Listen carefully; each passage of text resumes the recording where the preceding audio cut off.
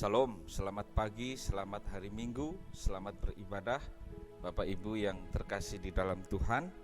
Bapak Ibu yang terkasih di dalam Tuhan, saat ini kita masih di tengah-tengah situasi pandemik COVID-19 dan kita masih belum bisa beribadah bersama-sama, berkumpul bersama-sama. Itu sebabnya saya menjumpai Bapak Ibu Saudara melalui video rekaman pada pagi hari ini.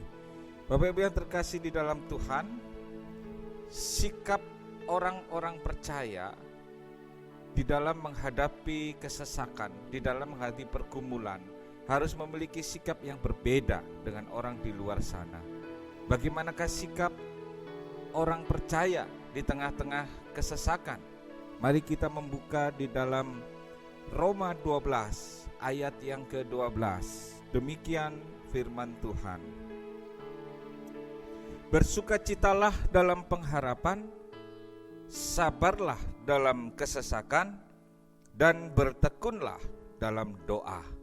Melalui satu ayat ini, Bapak Ibu yang terkasih di dalam Tuhan, ada tiga sikap orang percaya di dalam menghadapi kesesakan atau di tengah-tengah kesesakan. Yang pertama yaitu bersukacitalah dalam pengharapan. Yang kedua, sabarlah dalam kesesakan. Dan yang ketiga, bertekunlah di dalam doa. Nah, Bapak Ibu yang terkasih di dalam Tuhan, ayat ini ditulis oleh Paulus kepada jemaat yang di Roma, di mana pada saat itu jemaat di Roma juga sedang dalam keadaan atau dalam kesesakan karena mereka mengalami aniaya dari orang-orang Yahudi dan juga dari pemerintah Roma. Sementara Paulus waktu menuliskan kitab Roma ini, para ahli mengatakan dia sedang berada di Korintus dan juga baru saja mengalami beberapa penganiayaan di dalam perjalanan misinya yang ketiga. Jadi Bapak Ibu yang terkasih di dalam Tuhan, ayat ini ditulis oleh Paulus pada waktu dalam kesesakan, bukan pada saat hidupnya sedang aman dan nyaman. Ayat ini ditulis untuk jemaat di Roma, juga pada saat jemaat di Roma mengalami kesesakan, bukan pada saat jemaat Roma hidupnya sedang aman. Karena itu Bapak Ibu yang terkasih di dalam Tuhan, kita akan melihat satu persatu bagaimanakah sikap kita sebagai orang yang percaya kepada Tuhan di tengah-tengah kesesakan. Kita akan melihat yang pertama, yaitu bersukacitalah dalam pengharapan. Kalau di dalam interlinier, dia dibalik, dia dikatakan dalam pengharapan bersukacitalah. Apakah pengharapan itu? Mayoritas para pemikir sekuler di dunia kuno tidak melihat pengharapan sebagai sesuatu hal yang baik. Pengharapan hanya dianggap sebagai angan-angan belaka. Pengharapan adalah angin surga. Pengharapan adalah sesuatu yang tidak pasti dan tidak jelas. Itu menurut para pemikir sekuler di dunia kuno. Namun tidak demikian halnya dengan pengharapan menurut firman Tuhan atau menurut Alkitab. Pengharapan adalah di mana ada keyakinan atau iman akan Allah yang hidup, yang berprakarsa, yang bertindak, yang campur tangan dalam hidup manusia, serta yang menepati janji-janjinya. Inilah pengharapan menurut firman Tuhan, menurut Alkitab. Saya ulang, pengharapan adalah di mana ada keyakinan atau iman akan Allah yang hidup, yang berprakarsa, yang bertindak, yang campur tangan dalam hidup manusia, serta yang menepati janji-janjinya. Inilah pengharapan. Jadi Bapak Ibu yang terkasih di dalam Tuhan, kita lihat bahwa pengharapan di dalam firman Tuhan atau di dalam Alkitab, pengharapan itu tidak bergantung kepada keadaan. Pengharapan tidak bergantung kepada situasi kondisi, baik atau tidak baik. Jika situasi baik dan menguntungkan, berarti ada pengharapan. Jika situasi tidak baik dan tidak menguntungkan, situasinya buruk, berarti tidak ada pengharapan. Jadi Bapak Ibu yang terkasih dalam Tuhan, kita lihat bahwa pengharapan di dalam Tuhan itu adalah pengharapan yang fokusnya kepada pribadi Allah. Iman bahwa Allah itu adalah Allah yang hidup. Iman bahwa Allah itu adalah Allah yang berprakarsa, Allah yang bertindak, Allah yang sanggup dan mampu dan mau campur tangan atas hidup manusia, serta Allah yang menepati setiap janji-janjinya.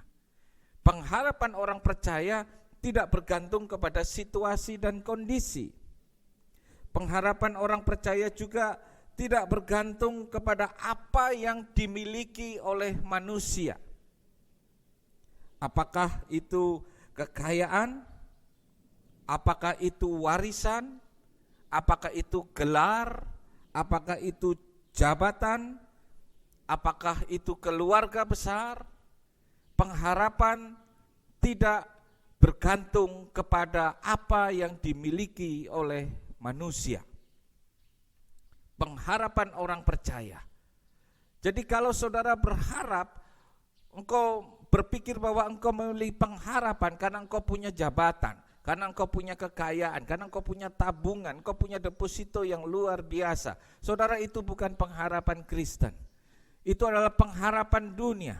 Dan itu sifatnya sementara, karena ketika jabatan tidak ada, ketika tabungan sudah habis, ketika harta sudah ludes, apa yang kita andalkan, maka pengharapan itu menjadi tidak ada. Tetapi sebaliknya pengharapan di dalam Tuhan itu senantiasa ada. Pengharapan di dalam Alkitab juga tidak bergantung kepada apa yang bisa kita lakukan bagi diri kita sendiri.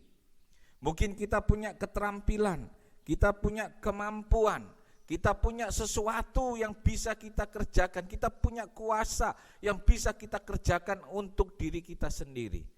Bapak Ibu yang terkasih di dalam Tuhan, pengharapan seperti ini adalah semu. Ada begitu banyak contoh di dalam kehidupan ini ketika masih sehat, masih kuat, luar biasa mengandalkan kekuatannya, mengandalkan kepintarannya.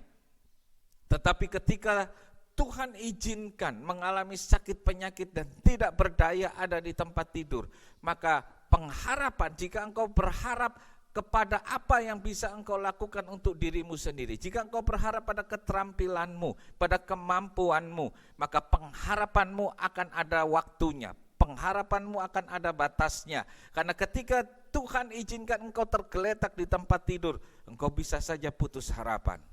Karena itu jangan memiliki pengharapan berdasarkan kepada apa yang bisa engkau lakukan. Pengharapan di dalam Alkitab juga tidak bergantung kepada apa yang orang lain bisa perbuat untuk kita. Mungkin kita memiliki keluarga seorang pejabat, kita memiliki keluarga atau kenalan atau koneksi orang-orang yang hebat di dunia ini. Jika pengharapanmu hanya berdasarkan kepada hal ini, apa yang orang lain bisa lakukan untuk hidupmu, untuk dirimu, maka pengharapanmu juga ada batasnya. Bapak Ibu yang terkasih di dalam Tuhan, karena manusia bisa berubah, keluarga bisa berubah, koneksi bisa berubah. Ada saatnya mereka berkata kepada saya dan saudara, maaf, saya tidak bisa membantu. Bapak Ibu yang terkasih di dalam Tuhan, karena itu miliki pengharapan yang sejati, pengharapan di dalam firman Tuhan, yaitu pengharapan kepada Allah yang tidak terbatas, bahwa Allah yang kita sembah adalah Allah yang hidup, bahwa Allah yang kita sembah adalah Allah yang berprakarsa, bahwa Allah yang kita sembah adalah Allah yang mau dan mampu bertindak, Allah yang kita sembah adalah Allah yang mau campur tangan dalam hidup kita. Allah yang kita sembah adalah Allah yang selalu menepati janji-janjinya bagi saya dan saudara. Karena itu saudara, jika engkau berharap kepada situasi dan kondisi, pengharapanmu akan menjadi sangat terbatas. Jika engkau memiliki pengharapan kepada apa yang apa yang engkau miliki itu juga terbatas. Jika engkau berharap kepada apa yang bisa engkau lakukan itu juga terbatas. Apabila engkau berharap kepada apa yang orang lain bisa lakukan untuk hidupmu itu juga terbatas. Tapi milikilah pengharapan di dalam Tuhan, maka pengharapanmu tidak akan terbatas. Dan jika kita memiliki pengharapan kepada Tuhan, kita berharap kepada Tuhan, maka dalam situasi apapun kita akan tetap bersuka cita. Kenapa? Karena situasi boleh tidak baik, tetapi pengharapan kita, Allah yang kita sembah senantiasa baik bagi saya dan saudara. Karena itu sikap apa yang harus diambil oleh orang percaya di tengah-tengah kesesakan, yaitu memiliki pengharapan yang benar, pengharapan kepada Tuhan, maka engkau akan memiliki sukacita di tengah-tengah pengharapan. Yang kedua, di dalam frasa yang berikutnya dikatakan, yaitu sabarlah dalam kesesakan. Sabar, ya. Kesabaran atau sabar di dalam Alkitab, Bapak Ibu yang terkasih di dalam Tuhan, kebanyakan atau sebagian kesabaran atau sabar, kata ini muncul di dalam Alkitab, sebagian besar berkaitan dengan ketekunan Allah, yaitu Allah yang tidak putus asa terhadap manusia yang berdosa. Allah yang terus berharap bahwa manusia yang berdosa itu akan kembali dan bertobat. Jadi sabar di sana berkaitan dengan Allah yang terus berjuang, Allah yang terus tekun mengharapkan manusia untuk berbalik dari dosa dan bertobat. Jadi Bapak Ibu yang terkasih di dalam Tuhan, jika kita melihat kata sabar ini di dalam Alkitab, kesabaran Allah itu menjadi contoh agar kita bertekun, agar kita tidak putus asa, agar kita terus berharap di tengah-tengah kesesakan. Sebagaimana Allah terus bertekun supaya kita bertobat, sebagaimana Allah tidak putus asa mengharapkan supaya kita bertobat, sebagaimana Allah terus berharap bahwa semua manusia bertobat, demikianlah ini menjadi contoh, kesabaran Allah ini menjadi contoh bagi saya dan saudara bahwa di tengah-tengah kesesakan kita tidak boleh putus asa, kita harus terus bertekun, kita harus terus percaya bahwa di tengah-tengah kesesakan Tuhan tetap ada, harapan itu tetap ada, bahwa habis gelap terbitlah terang, pengharapan itu akan selalu ada. Ini yang dinamakan sabar dalam kesesakan.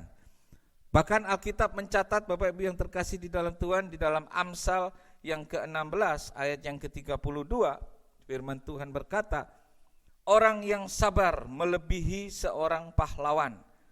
Orang yang menguasai dirinya melebihi orang yang merebut kota. Jadi sini dikatakan bahwa orang yang sabar itu melebihi para pahlawan. Orang yang sabar, orang yang menguasai dirinya melebihi orang yang merebut kota. Pahlawan masih bisa putus asa. Pahlawan bisa berhenti untuk tidak bertekun. Pahlawan bisa berhenti untuk tidak memiliki pengharapan. Tetapi orang yang sabar pasti memiliki ketekunan, pasti memiliki terus memelihara pengharapannya. Orang yang sabar dia menguasai dirinya sedemikian rupa sehingga di tengah-tengah kesesakan pun dia memilih untuk tetap bertekun. Di tengah-tengah kesesakan pun dia memilih untuk terus memelihara pengharapannya dan dia tidak menjadi putus asa. Itu sebabnya Bapak Ibu yang terkasih di dalam Tuhan, mari kita memilih sikap sabar di tengah-tengah kesesakan, yaitu terus bertekun di dalam pengharapan, tidak putus asa, terus percaya bahwa Allah sanggup, Allah mampu, Allah mau campur tangan terhadap kesesakan kita, terhadap pergumulan kita, terhadap sakit penyakit kita, terhadap masalah-masalah kita. Teruslah bertekun, teruslah berharap, jangan putus asa. Inilah sikap yang kedua yang harus dimiliki oleh orang percaya di tengah-tengah kesesakan. Kalau yang pertama tadi dikatakan dalam pengharapan bersukacitalah. Yang kedua, dalam kesesakan sabarlah. Dan yang ketiga dikatakan dalam doa bertekunlah. Apa itu doa? Doa adalah tindakan menghubungkan diri dengan Tuhan, dengan atau tanpa perkataan. Doa adalah tindakan menghubungkan diri dengan Tuhan, dengan atau tanpa perkataan. Jadi rupanya doa itu yang harus digarisbawahi adalah tindakan menghubungkan diri dengan Tuhan, baik dengan perkataan dan atau tanpa perkataan. Tetapi tindakan usaha untuk menghubungkan diri dengan Tuhan, itulah yang disebut doa.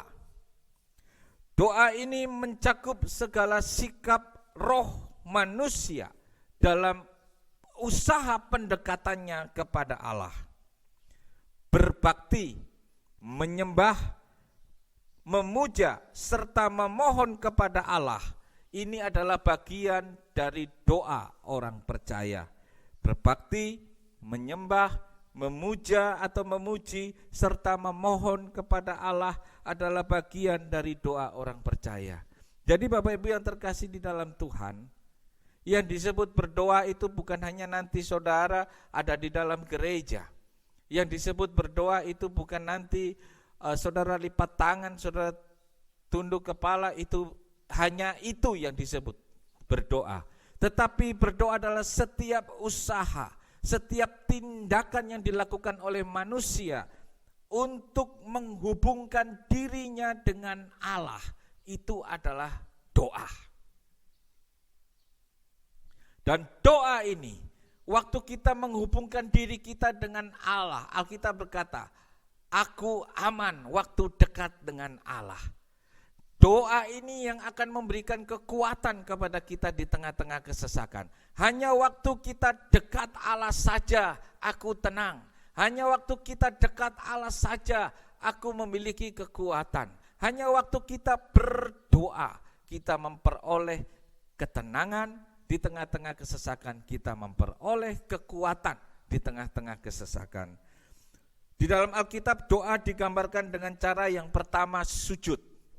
Efesus 3 ayat yang ke-14. Kemudian ada juga menengadah. Mazmur 5 ayat 24. Kemudian doa juga digambarkan sebagai mengangkat jiwa. Mazmur 25 ayat yang pertama. Doa juga digambarkan dengan mengangkat hati dan mengangkat tangan. Ratapan 34 ayat yang pertama. Doa juga digambarkan dengan mencurahkan isi hati, curhat kepada Tuhan. Itu gambaran dari doa di dalam Mazmur 62 ayat yang ke-9. Kemudian 1 Samuel 1 ayat yang ke-15. Kemudian doa juga digambarkan sebagai memanggil nama Tuhan. Kejadian 12 ayat 8, Mazmur 116 ayat 4, Kisah Para Rasul 22 ayat yang ke-16. Doa juga digambarkan yaitu mendekat kepada Allah. Mazmur 73 ayat 28, Ibrani 10 ayat yang ke-22. Doa juga digambarkan berseru kepada sorga. 2 Tawarikh 32 ayat yang ke-20. Doa juga digambarkan sebagai sebuah tindakan menyembah dan bersujud di hadapan Tuhan. Keluaran 32 ayat yang ke-11. Mencari Allah itu juga digambaran dari doa. Ayub 8 ayat yang ke-5. Kemudian mencari wajah Tuhan itu juga gambaran dari doa. Mazmur 27 ayat yang ke-8. Kemudian memohon itu juga bagian dari doa. Ayub 8 ayat yang ke-5, Yeremia 36 ayat yang ke-7. Ini beberapa gambaran mengenai doa di dalam Alkitab. Jadi Bapak Ibu yang terkasih di dalam Tuhan, Alkitab tidak memberikan rumus bahwa yang namanya berdoa itu harus begini saja. harus lipat tangan saja, harus tutup mata saja, atau harus berdiri saja, atau harus angkat tangan saja, atau harus sujud saja, atau harus duduk saja. Tidak.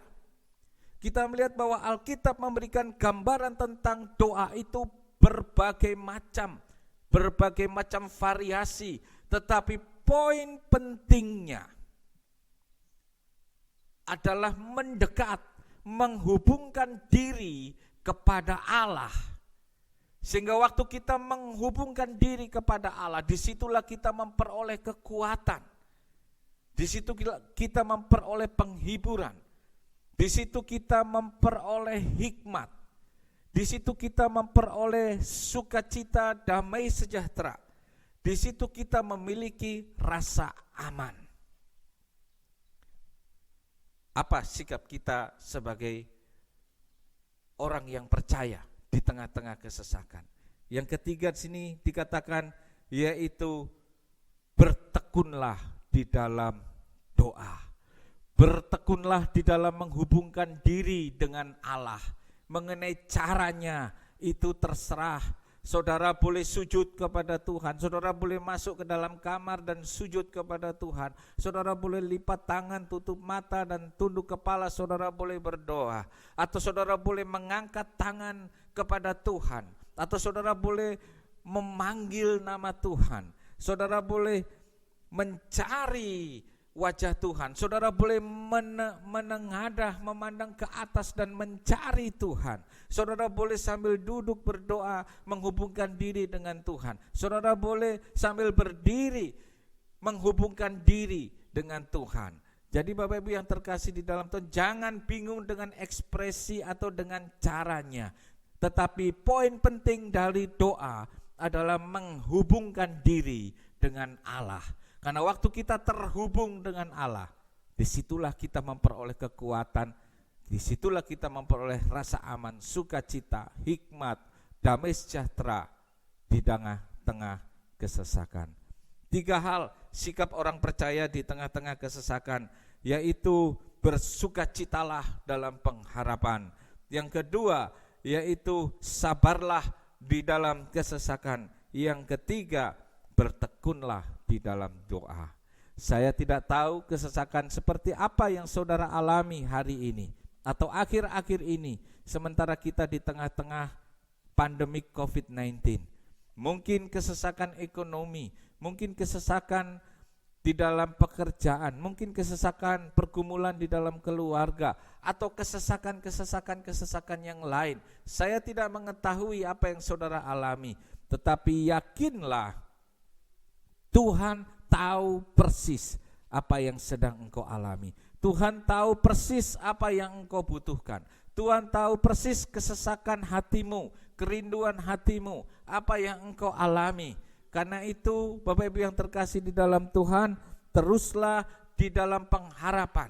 Teruslah di dalam pengharapan kepada Tuhan dan engkau akan menikmati sukacita. Karena itu Bapak Ibu yang terkasih di dalam Tuhan, teruslah bersabar di tengah-tengah kesesakan. Terus bertekun di tengah-tengah kesesakan. Dan yang ketiga, biarlah engkau terus menghubungkan dirimu tiap-tiap hari kepada Tuhan. Biarlah tiap-tiap hari engkau terhubung dengan Tuhan. Engkau terkoneksi dengan Tuhan. Engkau menjaga hubungan ini dengan Tuhan. Engkau berdoa kepada Tuhan. Engkau bisa curahkan isi hatimu, engkau bisa curahkan keluh kesahmu, engkau bisa memanggil nama Tuhan dan mencari wajah Tuhan. Dan Tuhan akan memberikan kekuatan di dalam hidupmu. Tuhan akan memberikan solusi, Tuhan akan memberikan sukacita, damai sejahtera, sukacita bahkan di tengah-tengah kesesakan yang paling sesak sekalipun. Puji Tuhan, kita akan berdoa pada pagi hari ini. Angkat hatimu di hadapan Tuhan, curahkan isi hatimu. Sementara engkau menonton video ini, curahkan isi hatimu kepada Tuhan. Katakan apa yang menjadi pergumulanmu kepada Tuhan. Cari wajah Tuhan. Biarlah engkau terhubung dengan Tuhan pagi hari ini, dan engkau dimanapun saudara berada, Engkau sedang duduk, engkau sedang berdiri, engkau di kamar atau engkau di mana. Mari engkau terkoneksi dengan Tuhan. Cari wajah Tuhan dan biarlah izinkan Tuhan memberikan sukacita, damai sejahtera dan pengharapan di dalam hidupmu. Bapa Surgawi, kami sudah mendengarkan firman Tuhan hari ini. Bapa, biarlah firman Tuhan ini menjadi rema. Engkau terjemahkan firman Tuhan ini Tuhan di dalam situasi kondisi setiap jemaat Tuhan. Mereka yang sudah mendengarkan video khotbah ini, melihat video khotbah ini, biarlah firman ini menjadi rema, menjadi kekuatan di dalam hidup mereka. Hamba berdoa dalam setiap pergumulan-pergumulan yang dialami oleh saudara-saudara kami, oleh setiap jemaat Tuhan, kiranya Engkau menjadi penolong, kiranya Engkaulah pengharapan kami, Engkau satu-satunya pengharapan kami. Dan kami tahu bahwa pengharapan kami kepada Tuhan tidak akan pernah mengecewakan. Tuhan berkati, Tuhan tolong mereka yang dalam pergumulan, mereka yang dalam sakit penyakit, mereka yang di dalam kekurangan, mereka yang di dalam kesesakan, apapun bentuk dan modelnya, Engkaulah satu-satunya harapan bagi hidup kami. Terima kasih Bapa, Engkau berikan berkat-Mu yang terbaik, kelepasan demi kelepasan. Muliakanlah nama-Mu dalam hidup jemaat Tuhan. Terus kuatkan iman percaya mereka kepada Engkau. Engkau berkati juga setiap jemaat Tuhan. Engkau tutup bungkus mereka dengan kuasa darah-Mu, lindungi dari setiap virus, sakit penyakit, dari pandemik COVID-19 ini. Engkau tutup bungkus mereka dengan kuasa darah-Mu. Engkau berkati mereka dalam setiap usaha dan pekerjaan. Terima kasih Tuhan. Kami juga terus mengucap syukur untuk pembangunan gedung gereja. Kami percaya Engkau akan menyediakan sampai gedung ini selesai dan tabis, dan nama Tuhan